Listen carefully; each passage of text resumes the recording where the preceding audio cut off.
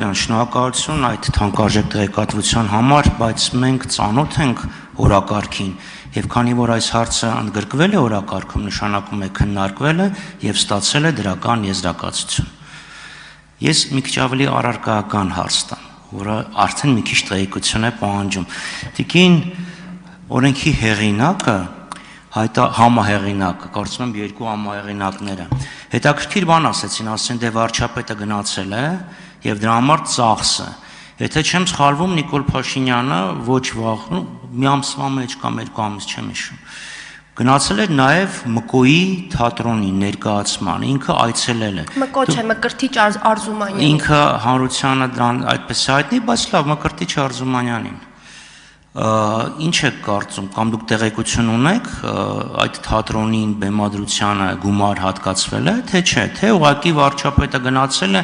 մեքենայի ծախս եւ այլն։ Շնորհակալություն։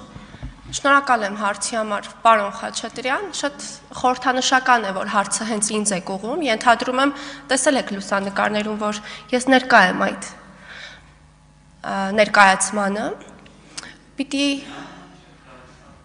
ցավոք սրտի տխրեցնեմ ձեզ, ներկայացմանը Հայաստանի Հանրապետության վարչապետը ներկա է եղել բացառապես հյուրի կարգավիճակով,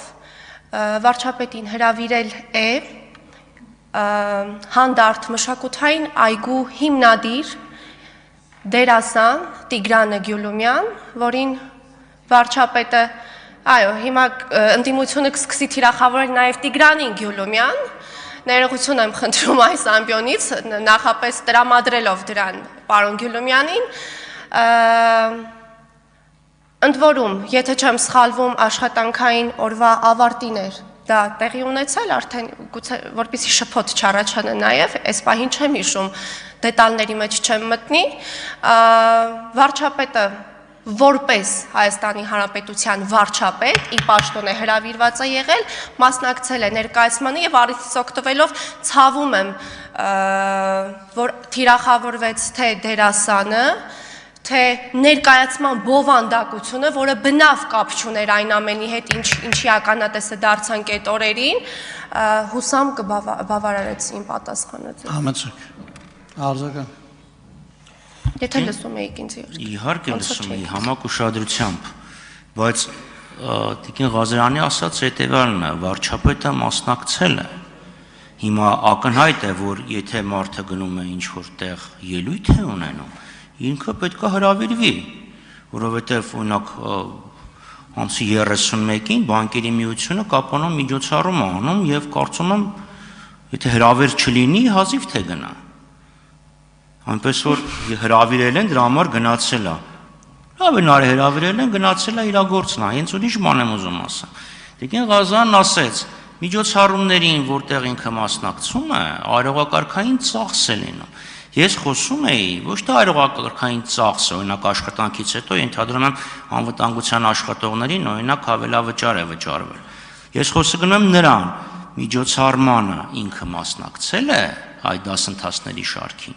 եւ գումար է հատկացվել բյուջեից Իմ քայլը հիմնադրամին։ Եվ հիմա այդ նույն տրամաբանության շրջանակներում ձեզ հարց եմ ուղղում. իսկ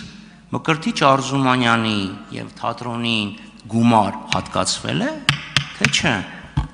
Պարոն Խաչատրյան, եթե կարճ ոչ գումար չի հատկացվել թատրոնին, այն նպատակով, որ Հայաստանի Հանրապետության վարչապետը գտնվի այդ ներկայացմանը, եւ երկրորդ, գիտեք, եթե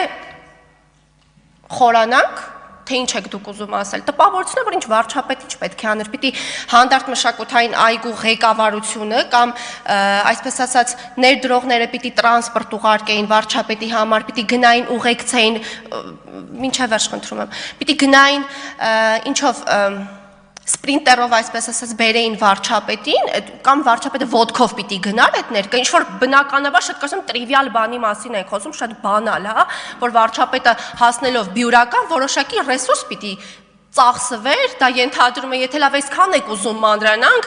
բենզին պիտի դրա համար օգտագործվեր, իհարկե անվտանգությունը պիտի ուղեկցեր, այո վարչապետի, չգիտեմ դրանից ինչ եք այդքան